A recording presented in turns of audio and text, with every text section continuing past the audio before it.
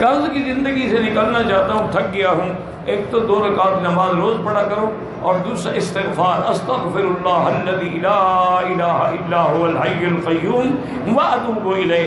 اور میرے مدین نے ایک دعا سکھلائی ہے، اللہم اکفنی بحلالک عن حرامک واغننی بفضلک عمن سواک۔ 1 مہینہ عمل کرو، انشاءاللہ قرضہ اڑ جائے گا۔ نیت بھی کر لو کہ دینا ہے، صرف یہ نہیں کہ تھک گیا ہوں۔ قرض بہت زیادہ ہے، استغفار زیادہ پڑھا کرو، کم از کم 2000 دفعہ روز پڑھو، انشاءاللہ اتر جائے گا۔ کہتے جی قرض دار کی روح جو ہے زمین و آسمان کے درمیان میں لٹکی رہی ہے، تو بات نہیں ہے، لیکن قرض دار کو اس وقت تک عذاب سے رہائی نہیں ملتی جب تک اس کا قرضہ ادا نہ کیا جائے۔ اسی لیے حکم ہے کہ سب سے پہلے قرض ادا کرو، نہ بھی ہو تو چند رشتہ دار مل کے مدد کر کے اس کا قرضہ ادا کرتے ہیں، یا پھر جس کا قرضہ ہے اس سے معافی دیں۔ اسی لیے قرضہ تو ایسی بری بلا ہے، کوئی میت آتی ضرور پوچھتے کہ حل ترک دینن، اس پہ قرضہ ہے؟ کہتے ہاں۔ حل ترک مالن، کوئی ادا کرنے کے لیے جائیداد بھی ہے؟ وہ کہتے ہاں ہے، پھر نماز پڑھ لیتے ہیں۔ اگر کوئی کہتا ہے جی قرضہ تو ہے لیکن ادائیگی کرنے کے لیے کچھ نہیں ہے، فرمایا صلو علی صاحب، جاؤ تم جنازہ پڑھ لو، میں نہیں پڑھتا، کیوں قرضہ لیتے ہیں ادا نہ کر سکے؟ لیکن اللہ کی شان یہ ہے کہ جب اللہ نے ملک فتح ہونے لگ گئے، جزیرہ عرب فتح ہو گیا، بیت المال بھر گیا، تو اب حضور یہ فرماتے تھے کہ جس کے اوپر قرضہ ہے اور کوئی کچھ چھوڑ نہیں گیا ہے، انا مولا لمن مولا لہ، میں اس کا ولی ہوں، میں ادا کروں۔ اسی طرح لکھتے ہیں کہ ایک آدمی مسجد میں بیٹھا تھا، نماز بھی پڑھتا رہا اور بڑا رو رہا، بے انتہا عاجزی اور گڑ گڑا کے رو رو کے اللہ سے مانگ رہا تھا۔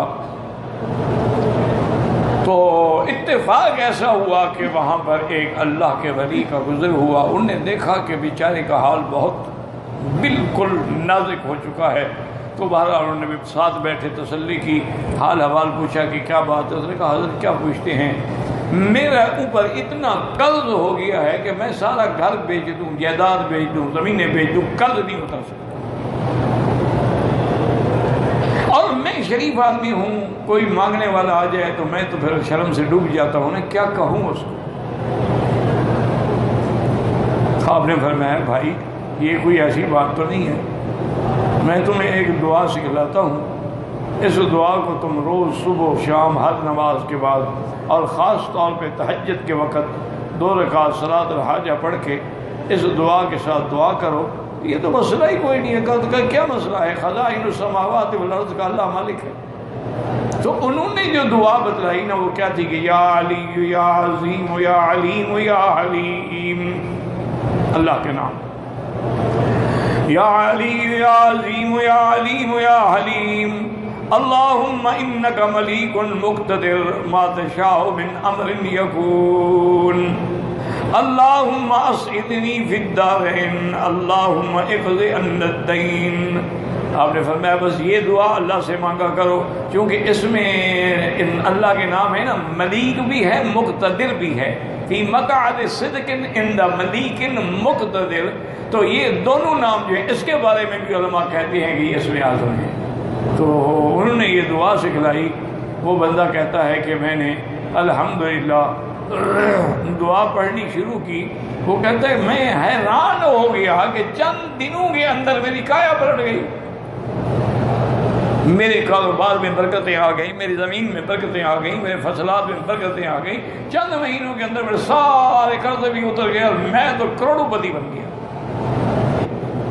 اسی لیے اس نے بتایا کہ اللہم انک ملیک مقتدر ما تشاء من امر یکون، اللہم اسعدنا فی الدارین واقض عنا الدین۔